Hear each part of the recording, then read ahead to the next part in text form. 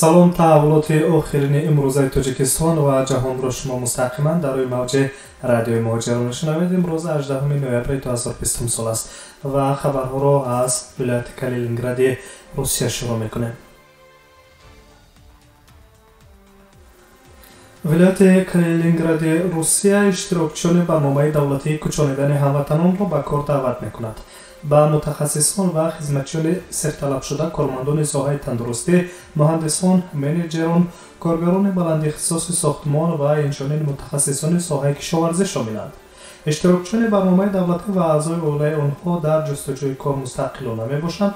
пешниҳодҳои мазкур дар сомонаи хадамоти давлатии шуғли аҳолии вилояти Калининград нашр гардидааст.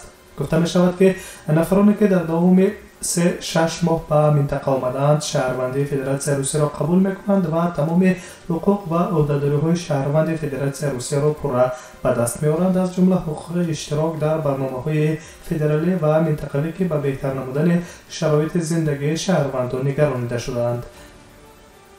аммо дар давраи мутобиқшавӣ ба иҷтимоӣ дар минтақаи нав қабл аз ҳалли мустақили масъалаи манзил, иштирокчиёни барнома метавонанд аз имконияти фароҳамовардаи ҳукумати вилояти Калининград барои ҷойгиронии муваққатӣ дар биноҳои истиқоматии фонди сайёри манзили минтақа истифода баранд.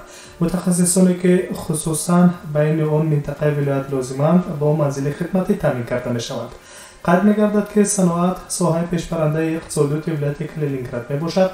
соҳаҳои асосии тахассусии минтақа саноати моҳидорӣ, мошинсозӣ ва саноати коркарду истеҳсоли коғаз мебошад.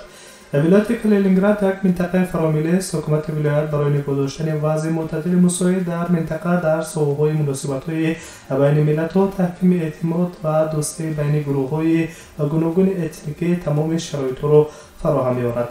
гуфта мешавад дар хабарномаи хадамоти давлатии шуғли аҳолии вилояти Калинингради Федератсияи Русия.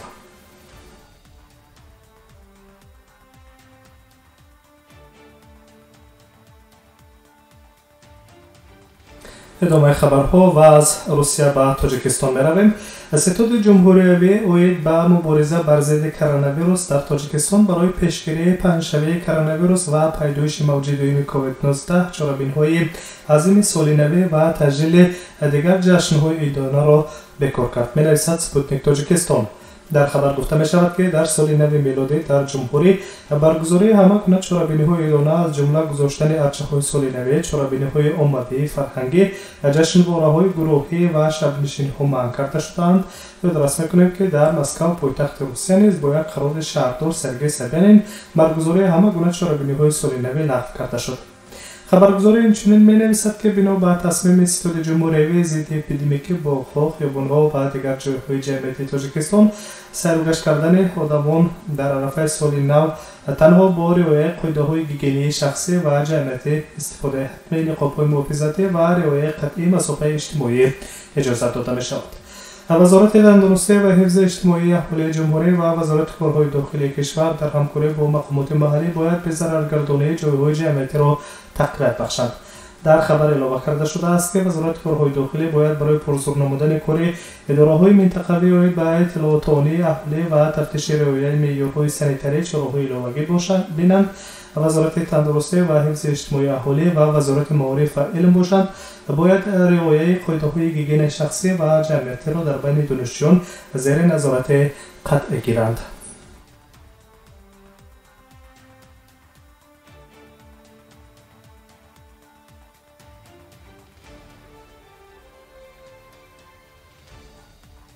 ба Русия бармегардем ва шумо нашри хабари ин соатаро мустақиман дар рӯи мавҷи радиои муҳоҷир мешунавед.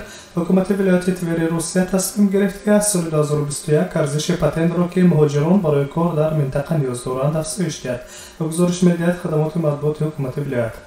арзиши патент дар ҳудуди вилояти Твер аз 5327 рубли ҳозира дар соли 2021 ба 5805 рубл афзоиш меёбад. طبق قراری که در جلسه پرزیدیوم حکومت ولایت تور تحت رهبری گوبرناتور این ولایت ایگور رودین قبول کرده شد، همچنین تدبیر سطح شغل ساکنان محلی را بلند می‌بردارد. дар назди ҳукумати вилояти Твер як вазифаи муҳим ҳамоҳангсозии ҷуброни қувваҳои корӣ истодааст. Он ҷойҳое ки муҳоҷирон холӣ мекунанд бояд ба сокинони минтақа дода шаванд ва бо ин сатҳи бекориро дар байни аҳолии минтақа коҳиш додан мумкин аст. Иқтибос меорад дафтари матбуоти ҳукумати вилояти Твер аз қавли губернатори ин вилоят.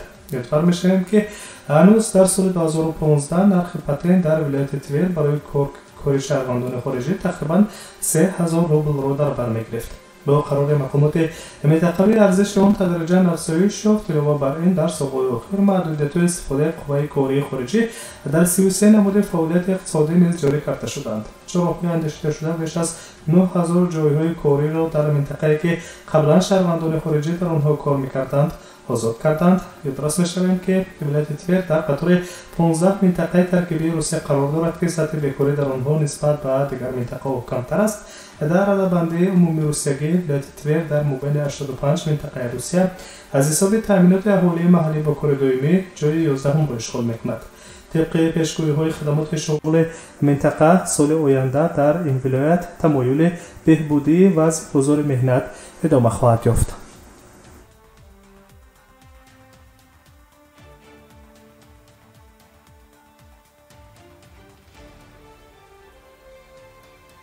موضوع دیگر و از روسیه به قرغیزستان می‌رویم. وزیر کارهای خارجه جمهوری قرغیزستان روسلان کازاکبکوف روزهای 19-20 نوامبر از تاجیکستان بازدید می‌کند. خبر می‌دهد اکیپرس با استناد به خدمات مطبوعات وزارت کارهای خارجه جمهوری قرغیزستان قید کرده می‌شود که در جریان سفر مسائل همکاری قرغیزستان و تاجیکستان در ساحه‌های سیاسی، تجارت و اقتصادی و فرهنگی و گومانیتاری در ساحه امنیت همچنین مسائل‌های مبرم همکاری بسیارجانبه منفعت‌دار طرفین بررسی کرده می‌شوند.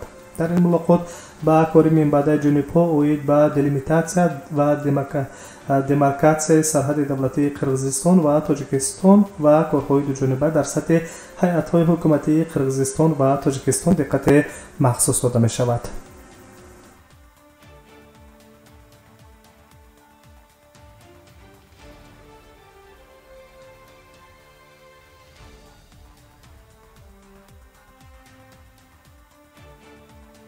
شما در این ساعت تحولات آخرین تاجیکستان و جهان را مستقیما در روی موج رادیوی مهاجر میشنوید و ادامه میدیم. همینطور به ازبکستان برویم. ازبکستان برای گذراندن مرحله سوم آزمایش واکسن چینی ضد کرونا ویروس آمادگی میگیرد. واکسن در 5000 اختیاریان آزمایش کرده می شود. در این باره معاون دیرکتور مرکز تکنولوژی های پیشرفته نزد وزارت اینواسیونی جمهوری ازبکستان علیشیر عبداللهیف اظهار داشته است. می نویسد review.uz. و گفته این مقامدار وزارت اینواسیونی ازبکستان واکسن چینی علاقه به تاشکند آورده شده است و در شرایط مخصوص نگاه داشته می شود. آزمایش تنها در تاشکند برگزار می گردد. گفته می شود که برای سنجش واکسن 5000 مردان و زنان اختیاری از 18 ساله تا 59 ساله انتخاب کرده می شوند. برای این در هر یک مرکزهای سلامتی شهر تاشکند گروه های اختیاریان تشکیل کرده شدند. در اول معین کرده می شود که اختیاریان پیش از سنجش از بیماری های جدی یا مزمن و یا از سرایت کرونا ویروس تبابت نگرفته باشند. اولا مطبوعات درباره اختیاریان انتخاب اختیاریان اعلان می کند، پس از آن از معاینه طبی می گذارند. قید می‌گردد که واکسن چینی ضد کووید 19 جهت آزمایش در ازبکستان انتخاب شده است، زیرا آن به خطر حسابیده می‌شود. غیر از این در آخر مرحله سوم اشتراکچیان آزمایش پرداخت‌های پولی می‌گیرند. همچنین همه اشتراکچیان سنجش اختیاری اینچنین سهولت طبی کرده می‌شوند.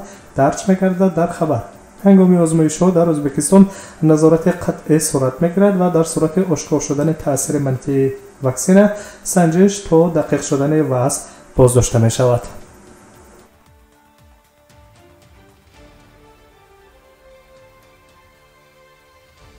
شما دوام 10 دقیقه تحولات آخرین امروزه تاجیکستان و جهان را مستقیما روی موج رادیوی مهاجر شنیدید. سلامت باشید. به شما استراحت با فراغت را تمنا می‌سازیم.